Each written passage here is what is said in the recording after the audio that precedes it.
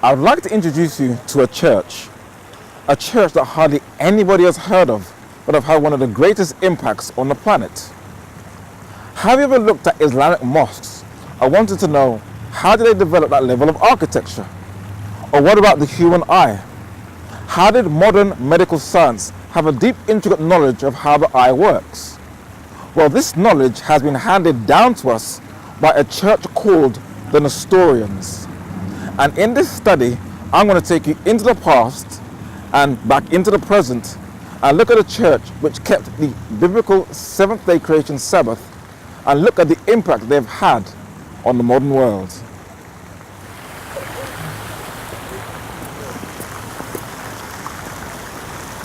This woman and her distinct East Asian features is a member of the largest ethnic group in the world, the Han Chinese. China has the longest continuous history of any country in the world, with the oldest and most widely continually written and spoken language in the world, that the Jesuits called and named Mandarin. What is little known is that China invented paper, gunpowder, tea, the folding umbrella, and porcelain, and has been able to preserve its culture from any outsiders ransacking its beautifully designed pagodas. People from all over the world are fascinated with the Chinese culture, for they have the only known vegetarian beer on the planet, called the panda, that is kind of on the verge of extinction. The Chinese introduced to the West silk from the silkworm and the silk moth via the famous Silk Road. It has the largest burial of figurines called the terracotta soldiers that the emperor at the time had them carved, believed would assist him in the afterlife. That is 8,000 figurine soldiers that are buried. China has the biggest ancient architecture, the longest wall in the world that was built to protect the Chinese from outside invaders, the famous Great Wall of China that is around 2,300 years old. It is an architectural wonder that just blows the mind. Though a sort of post-communist country today, China is known for its ancient ancestor worship, by introducing Confucianism and Taoism, and has impacted the world through its Eastern martial arts via an import into China from India from a monk called Bodhidharma. It is Buddhism, which is the foundation of Eastern martial arts. But there is an even older belief in China that precedes them all, that are engraved on the symbols of its alphabetic scripts. The Chinese worshipped at one time the one true God, who they called the Heavenly Sovereign, Shang Di, the creator of heaven, earth, and the universe. And Shang Di is similar to the God of the Bible, El Shaddai. And at the famous Temple of Heaven in China, from the earliest times, China had a sacrificial system where the emperor would offer a border sacrifice by burning a bullock on the altar to Shang Di on behalf of the nation. And not only does this come from the days of Noah, but some of the earliest Chinese symbols, such as create, showing their belief in creation, the flood that destroyed the majority of the inhabitants of the earth, and the word boat, that is a combination of vessel, eight, and people, shows the story of Genesis has been preserved in the Chinese culture.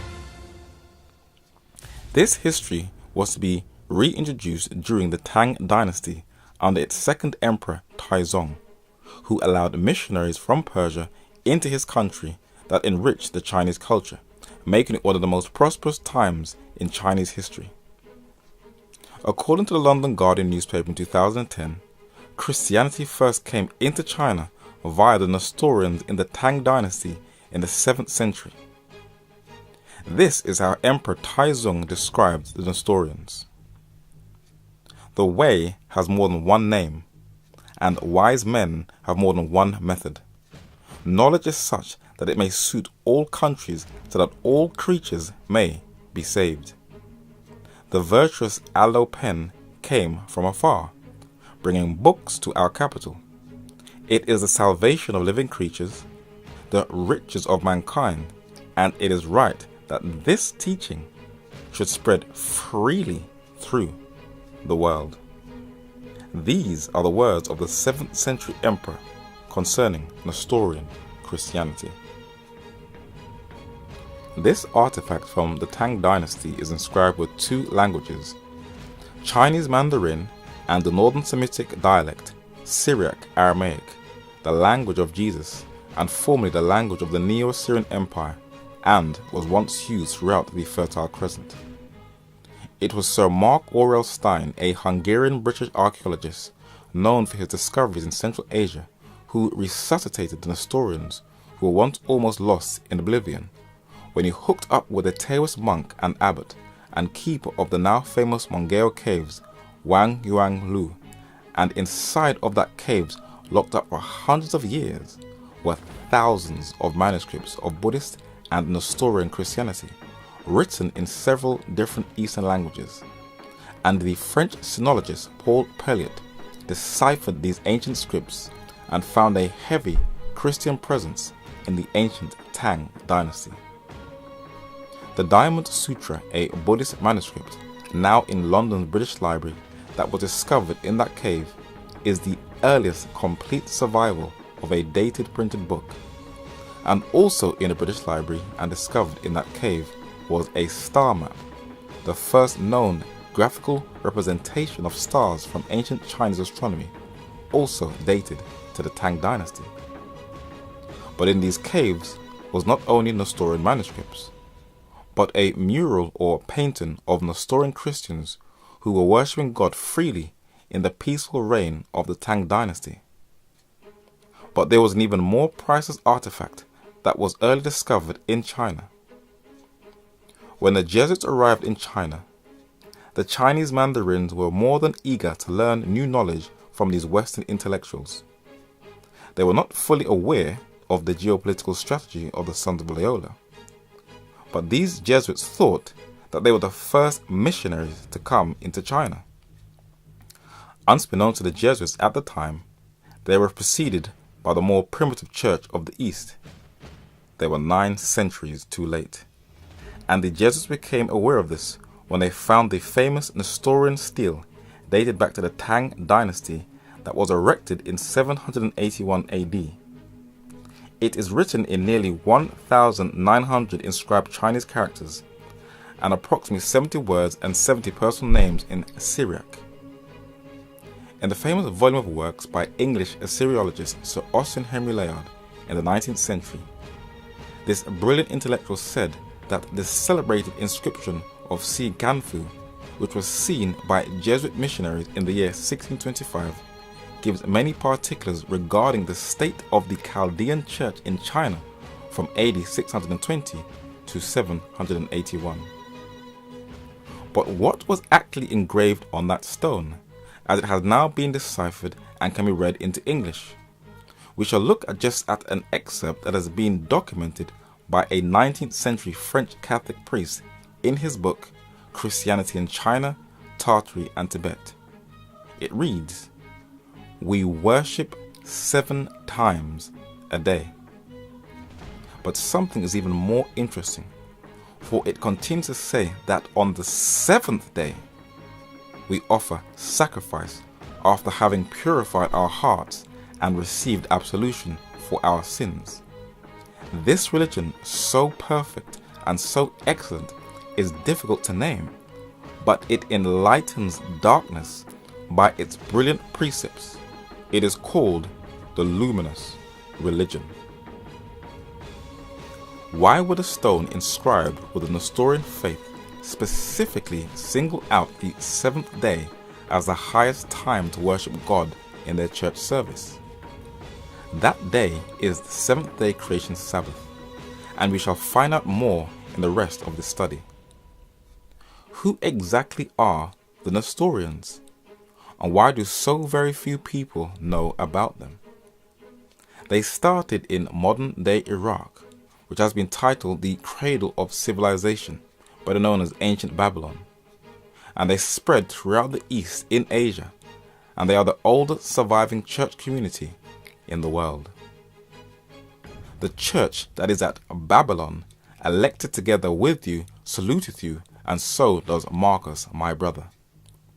This is where they are first mentioned in the Bible, and the English Assyriologist and archaeologist, the Right Honourable Sir Austin Henry Layard, has the best documented account of this church. He said that the doctrines of Christianity had early penetrated into the Assyrian provinces. When the Arabs invaded the territories of the Persian kings and spread their new faith over Asia, they found the Chaldean church already powerful in the East. If I have, he said, in these volumes, sometimes called the Chaldeans Nestorians, it is because that name has been generally given them.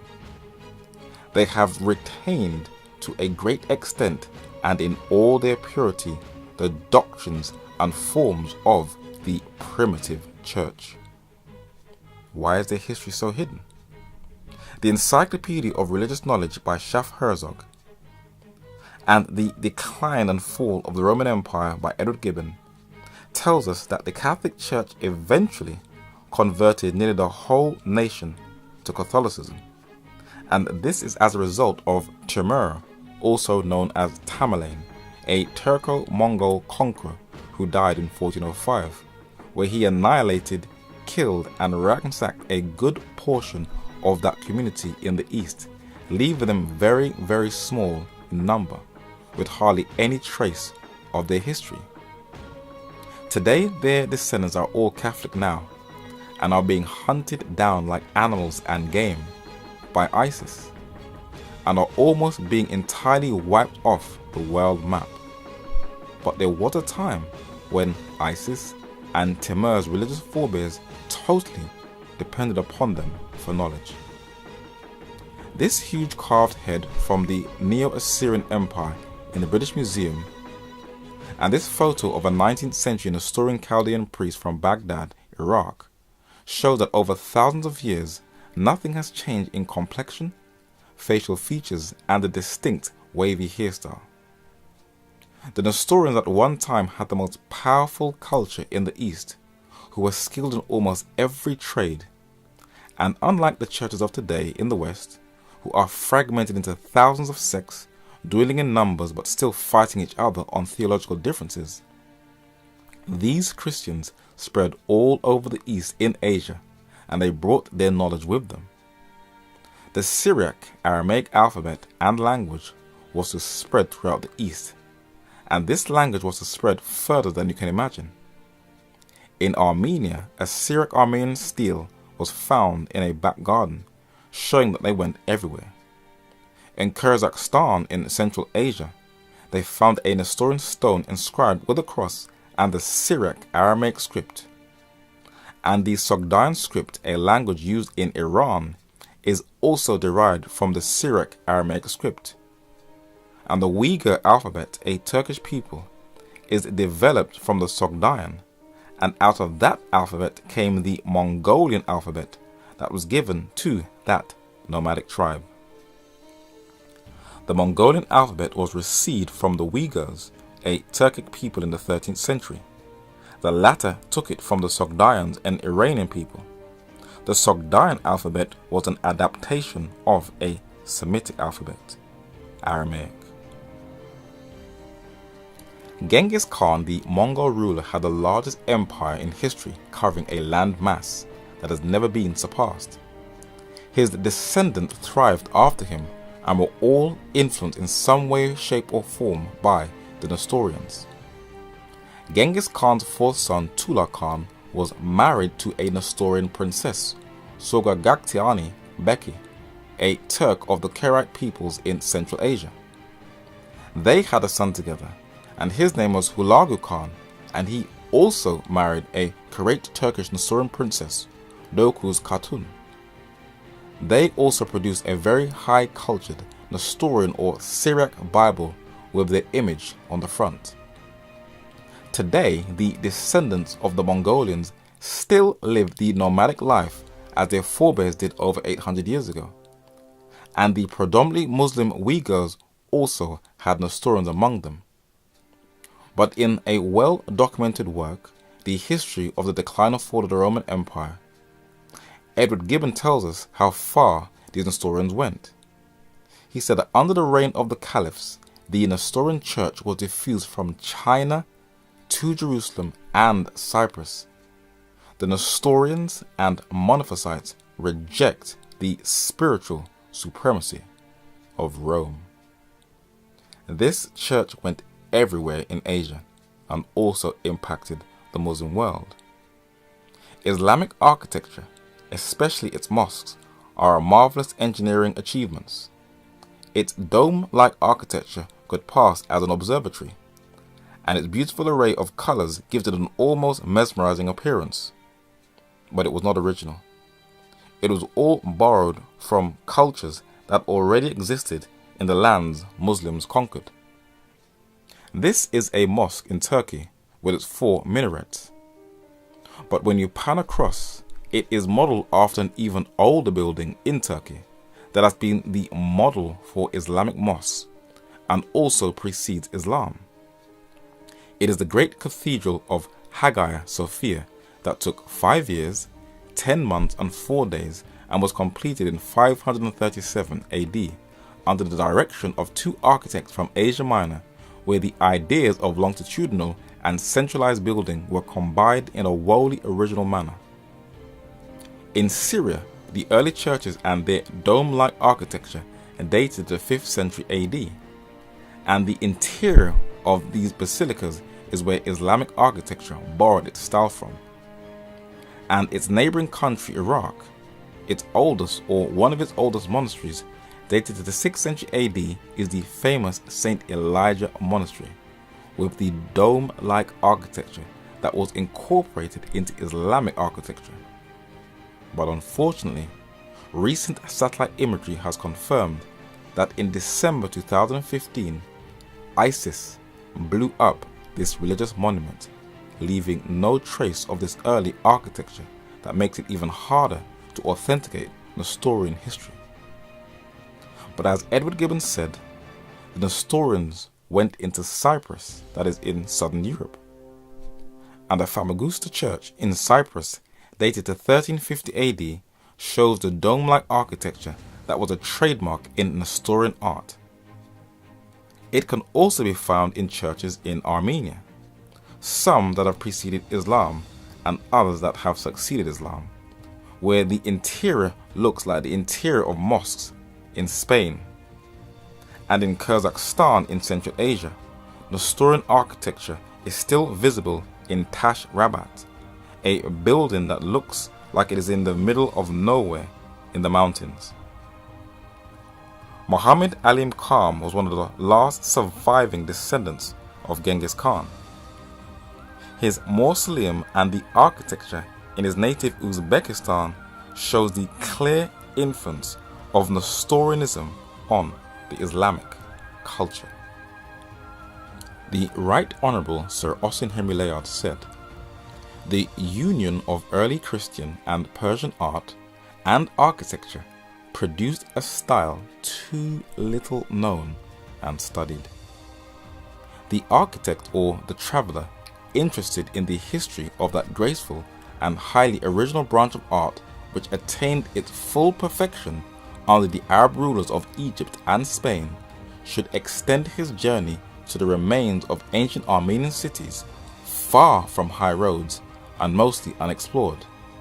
He would then trace how that architecture, deriving its name from Byzantine, had taken the same development in the East as it did in the West, and how its subsequent combination with the elaborate decoration, the varied outline, and tasteful colouring of Persia had produced a style termed Saracenic, Arabic, and Moresque." The 1001 Inventions is about Al-Hazen, an Iraqi-born Arab scientist who lived in Egypt, where the Islamic world was given an opportunity of showing their contributions in the development of the modern world, especially in the field of science, and in a tense time of East versus West that has dominated the 21st century. Men are not shy of defending Islamic science and its influence on the West. The beauty of Islam, when people were, living in the Dark Ages, the Muslim civilization was at the forefront of material development. if people want to blame Islam for things, they can blame us for inventing algebra or modern medical anesthesia. Daniel David Levering, the author of the Pulitzer Prize-winning historian and author of The Golden Crucible, points out that there would be no Renaissance, there would be no Reformation in Europe without the role played by Ibn Sina and Ibn Rushd and some of the great Muslim theologians, philosophers, scientists in bringing Greek texts to Europe. Look at Islam 1,000 years ago. Baghdad was the center of the intellectual capital of the world. While Europe, they were disemboweling heretics. Okay? That's why our numerals are called Arabic numerals, because they pioneered the use of these numerals and invented algebra, itself an Arabic word, an algorithm. 2/3 of the stars in the night sky have Arabic names. How does that happen? Because they had navigating devices, astrolabes. That culture of discovery ended and has not arisen since. These are Islamic astrolabes in museums all over the UK, and different measuring devices and instruments from all over the Islamic world. That does show the high technological achievement in the Islamic Golden Age. But there seems to be a big chunk of history missing. Where did Muslims get their Greek text from? Did they just pull it out from thin air? It is only fair that we quote from Islamic sources and see what they have to say. In a public research university in London, England, abbreviated as SOAS, but better known as the School of Oriental and African Studies, at the top floor of the library is a volume of books, the Encyclopedia of Islam, and in volume 3 it documents a man born in Iraq in the 9th century who has single-handedly had one of the greatest influences on the planet, yet hardly anybody knows about him. Hunayn, born Ishaq al-Ibadi, the most important mediator of ancient Greek science to the Arabs. It was mainly due to reliable and clearly written translations of Hippocrates and Galen that the Arab physicians of the Middle Ages became worthy successors of the Greek. Hunayn was born in 192, that is according to the Islamic calendar, and 808, that is according to the Julian Gregorian calendar, in Al-Hira, where his father was a pharmacist. He was a descendant of the so-called Ibad, that is Arab tribesmen, who had once embraced Christianity, and who, after the rise of Islam, remained faithful to the Syrian church, refusing to adopt the new religion. Under the Caliph al-Mutawakkil, Hunayn was appointed chief physician to the court. Students from all over the world flood to the accredited academic institutions in the West for their higher learning and educational standards that will also guarantee them a job in high places where they will have the title of the ancient goddess behind their name, the alma mater. But how were these academic institutions able to function or were set up in the first place? At the top of 136 Gower Street in London, England, is a bust of Hippocrates, the Greek physician who has been titled as the father of Western medicine. In his famous oath, one of the oldest binding documents in history that is still held sacred by physicians, it says that no deadly medicine of a harmful or destructive nature should be administered to a patient. Natural remedies in use today is only a restoration of the ancient method of Hippocrates. And Galen, another Greek physician, founder of experimental physiology, was responsible for scholastic methods and scholastic philosophy, natural law of Stoic philosophy, who was a monotheist who mixed Stoicism and Christianity, who after Hippocrates was the second most distinguished physician of antiquity. Penando Dioscorides had the leading text on pharmacology for 16 centuries via his treatise on the details of the properties of about 600 different medicinal plants and their dietetic and medicinal value that he documented in his famous De Materia Medica. And Euclid of Alexandria, the Greek mathematician who has been titled as the father of geometry, even though he was preceded by the Babylonians, wrote 13 books titled Elements that gives a knowledge of mathematics and solids. And it was Hunayn ibn Ishaq in the 9th century who traveled to Syria, Palestine and Egypt, collecting Greek manuscripts of these and other Greek scholars and translated them into Syriac for Christians and Arabic for Muslims. This is how contemporary Muslim scholars describe him. Hunayn ibn Ishaq, also Hunayn or Hunayn, was a famous and influential Assyrian Nestorian Christian scholar, physician and scientist. He studied Greek and became known among the Arabs as the sheikh of the translators. Hunayn translated writings on agriculture, stones, and religion. He translated some of Plato's and Aristotle's works and the commentaries of ancient Greeks. In time, Hunayn ibn Ishaq became arguably the chief translator of the era and laid the foundations of Islamic science. These are the words of Islamic scholars. Look at the human eye. Studying it in detail has been titled ophthalmia or ophthalmic, that comes from the Greek root word op, see, or optic. When people go to the opticians to get their eyes checked, where did the actual study of lenses come from? Moorfields Eye Hospital in North London in England is the oldest and largest centre for ophthalmic treatment, teaching and research in Europe. There are also museums in the UK that specialises in the history and the development of optics and the study of the human eye, some in London, England, and others in Glasgow in Scotland, that has detailed eyeballs outside of its sockets in a jar. Johannes or John Kepler, a contemporary of Italian scientist Galileo Galilei, was a German mathematician, astronomer and astrologer who laid the foundations of modern dynamical astronomy. He produced one of the oldest and details diagrams of the human eye in the Reformation era of Europe. But he was preceded by a number of centuries by Alhazen, the Egyptian-based Iraqi-born Arab mathematician who has been titled the second Ptolemy.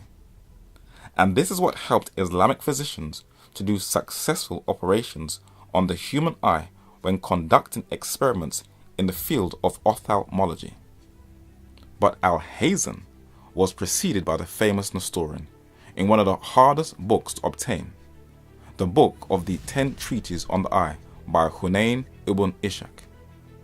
On the inside of the book it reads, "In the name of God, the compassionate, the merciful," because true science gives God the glory, false science gives man the glory.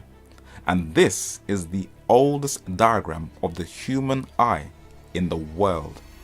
And it was by Hunayn ibn Ishaq, the Nestorian Christian, that he himself said he got from Hippocrates. And through a very in-depth study of the human brain and its connection to the human eye, Hunayn ibn Ishaq said, "Now the eye is both a sensory organ and therefore it is controlled by 2 nerves from the brain."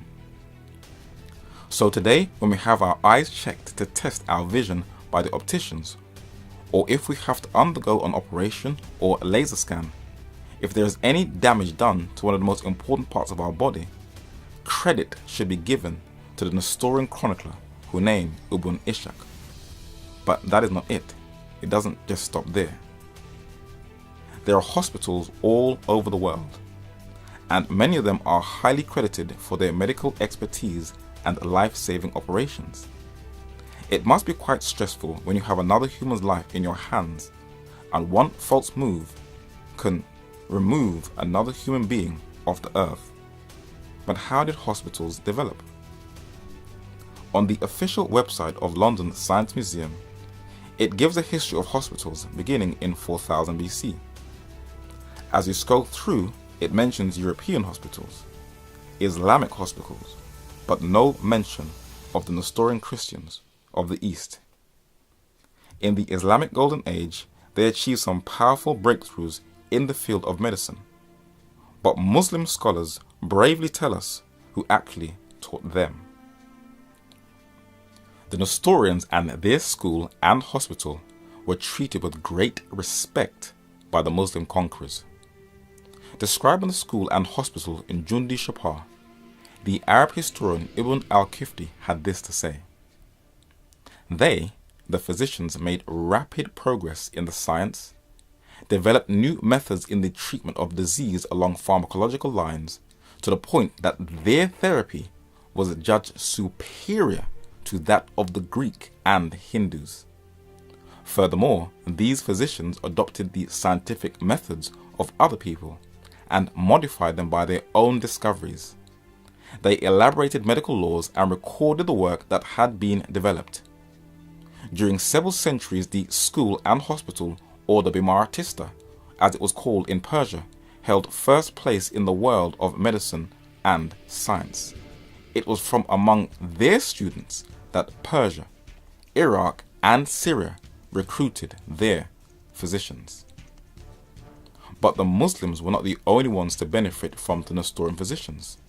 The whole of the East gained from their medical expertise, and Kublai Khan, the 13th century Mongol ruler and grandson of Genghis Khan, who entertained Marco Polo in his kingdom, knew how beneficial the Nestorian physicians were to his empire.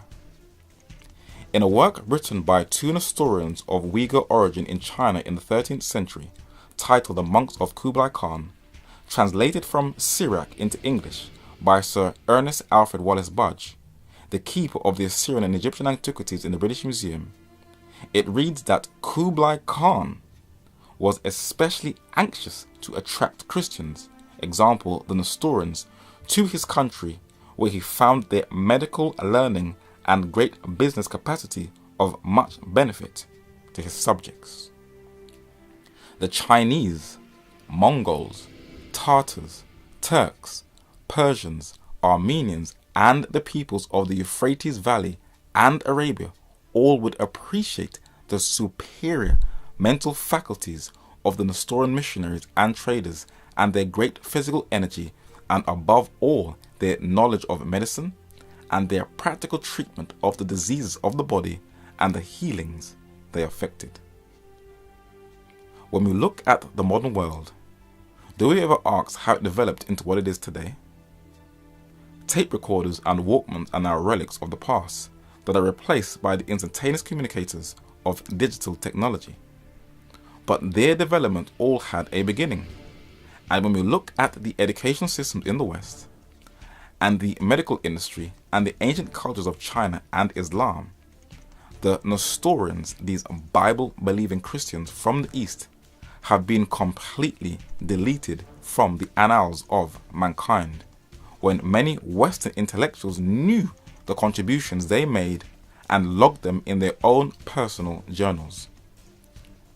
When Marco Polo, the Italian explorer, toured the East, he mentioned the Nestorians in his famous volume of works.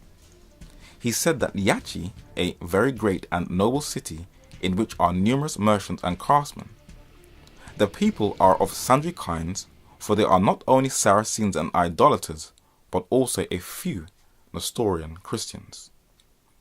The German church historian John Laurent von Moschim said, "The Nestorians, who are called Chaldeans, preside principally in Mesopotamia and the adjacent countries."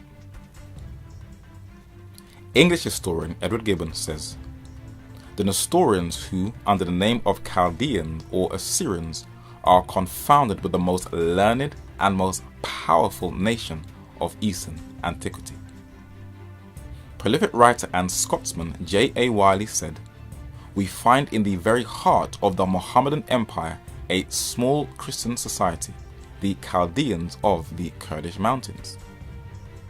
The Right Honourable Sir Austin Henry Layard said that we are indebted to the Chaldeans for the preservation of numerous precious fragments of Greek learning, as the Greeks were many centuries before to the ancestors of the Chaldeans for the records of astronomy and the elements of Eastern science.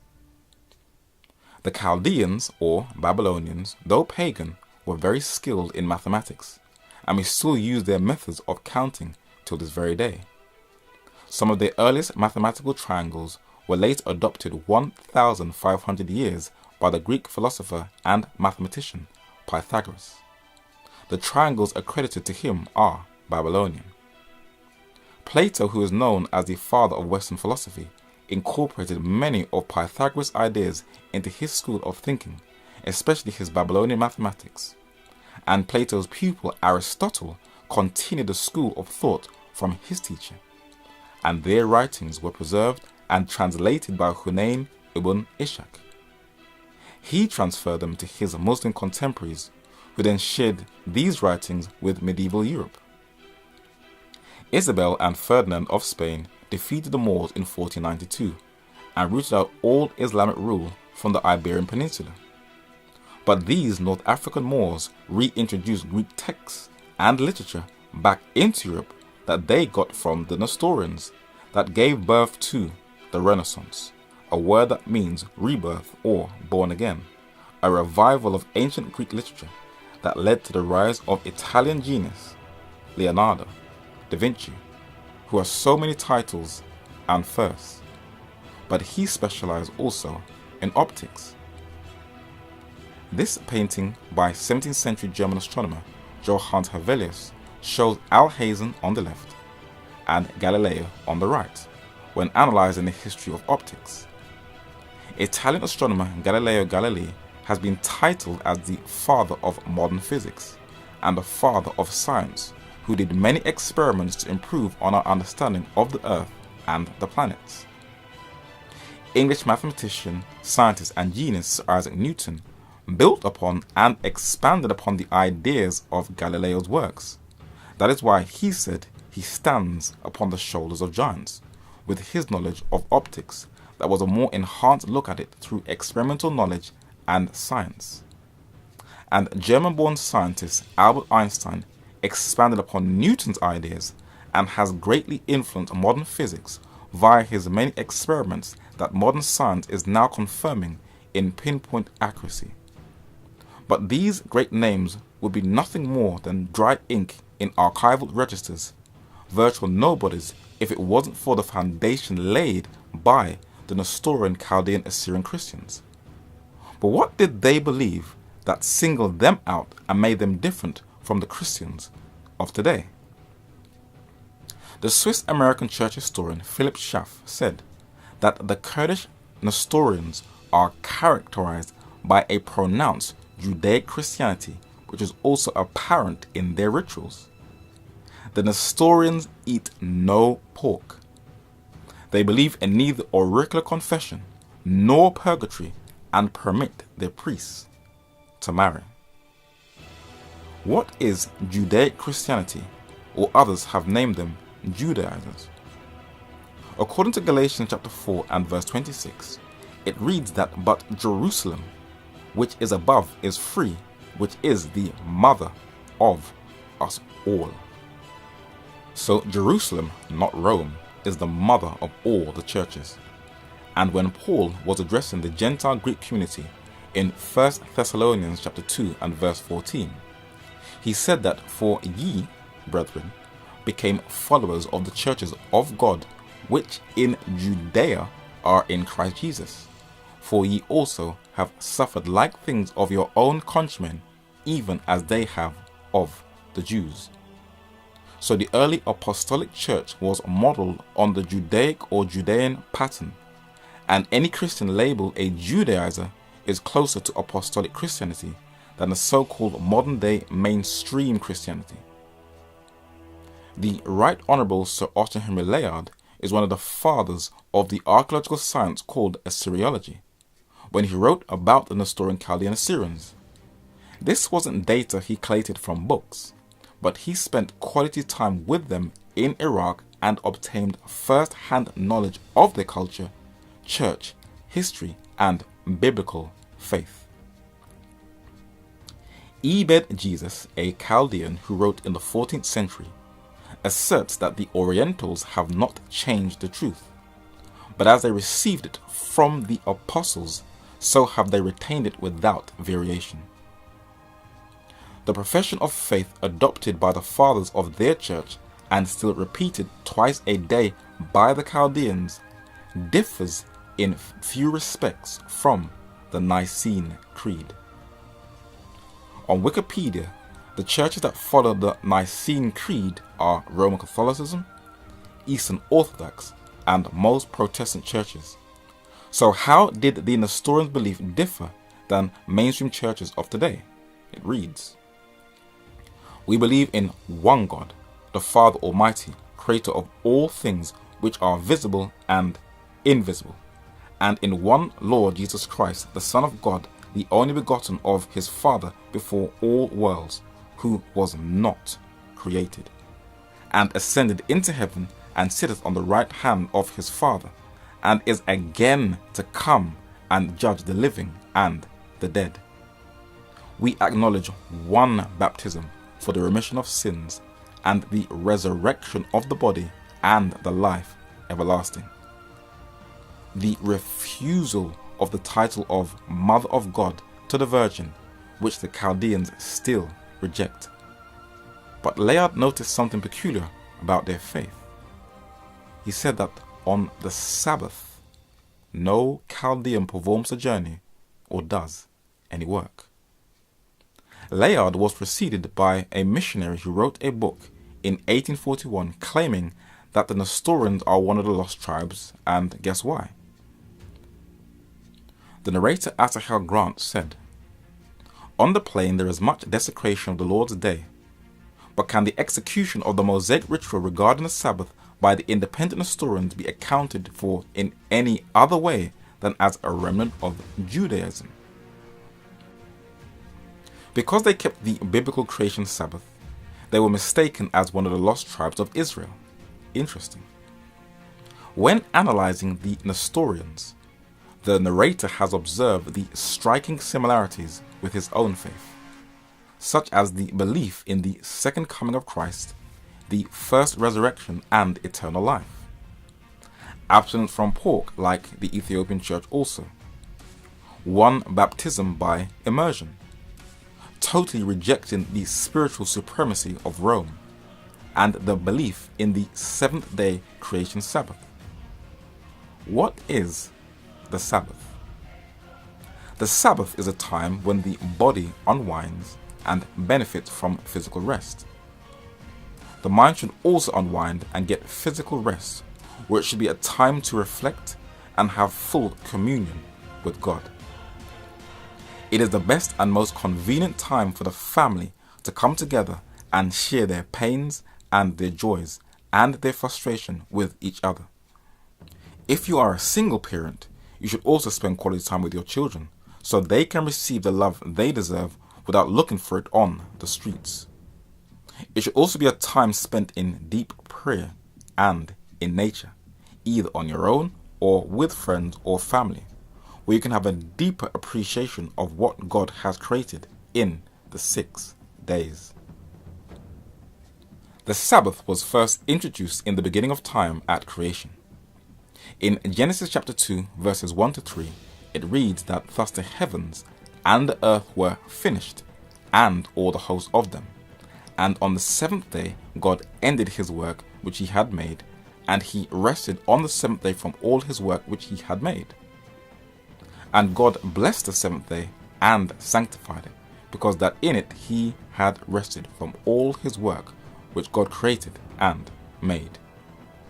The Anglo-Saxon word rested is a translation of the Hebrew word Shabbath, and it was first introduced at creation, so that mankind can never forget who put everything in place. It was revived at Sinai in Arabia in Exodus chapter 20, verses 8, 9, 10, and 11, when God said, "Remember the Sabbath day to keep it holy. 6 days shalt thou labor and do all thy work, but the seventh day is the Sabbath of the Lord thy God. In it thou shalt not do any work, thou, nor thy son, nor thy daughter, thy manservant, nor thy maidservant, nor thy cattle, nor thy stranger that is within thy gates. For in 6 days the Lord made heaven and earth, the sea, and all that in them is, and rested the seventh day. Wherefore the Lord blessed the Sabbath day and hallowed it. What did Jesus think about the Sabbath? The Lord must have had something to say. Well, let's see. In Luke chapter 4 verses 14 and 16, it reads that, "And Jesus returned in the power of the Spirit in Galilee. And there went out a fame of him through all the region round about. And he came to Nazareth, where he had been brought up, and as his custom was, he went into the synagogue on the Sabbath day, and stood up to read." So Jesus kept the Sabbath. There are many Christians who teach that the Sabbath was made for Jews.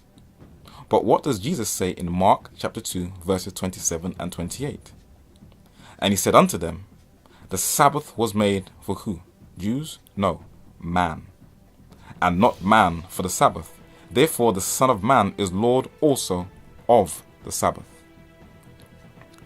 The Northern European word Lord is a translation of the Greek word kurios, that means master, controller, and supreme in authority. So Jesus is the supreme master over the Sabbath. That is deep. When the disciples asked him about the signs of his coming in Matthew chapter 24, Jesus warned them about deception and described the spiritual condition of this planet and how it will spiral out of control just prior to his second coming. But there was something distinct Jesus said about last days persecution. He said in Matthew chapter 24 and verse 20 that, "But pray ye that your flight be not in the winter, neither on the Sabbath day." So we have seen on the continent of Europe, in Scotland and Ireland, men in obedience to Christ and his example kept the seventh-day creation Sabbath. We have looked on the African continent in Ethiopia. They also kept the seventh-day creation Sabbath. We have seen on the continent of Asia the Nestorian church, and like Christ and the apostles as their example, kept the seventh-day creation Sabbath. But some of these churches no longer exist, and the ones that do no longer practice it. So God is making one final last call.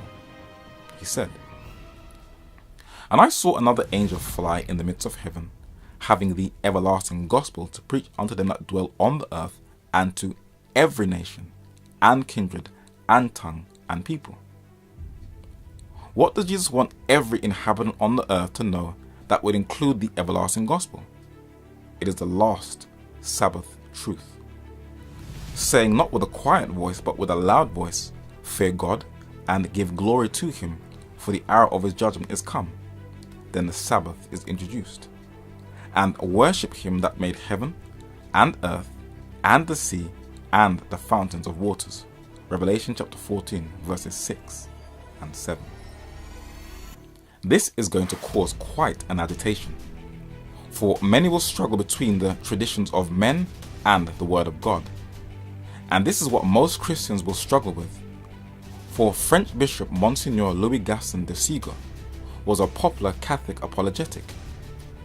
He wrote a book 2 centuries ago titled Plain Talk about the Protestants of today, and a portion of it says that it is worth its while to remember that this observance of the Sabbath, in which, after all, the only Protestant worship consists, not only has no foundation in the Bible, but it is in flagrant contradiction with its letter, which commands rest on the Sabbath, which is Saturday. It was the Catholic Church which, by the authority of Jesus Christ, has transferred this rest to the Sunday in remembrance of the resurrection of our Lord. Thus, the observance of Sunday by the Protestants is an homage they pay, in spite of themselves, to the authority of the Church. Very powerful statement. We shall find out more about the seventh-day creation Sabbath in a study titled Lost in Time.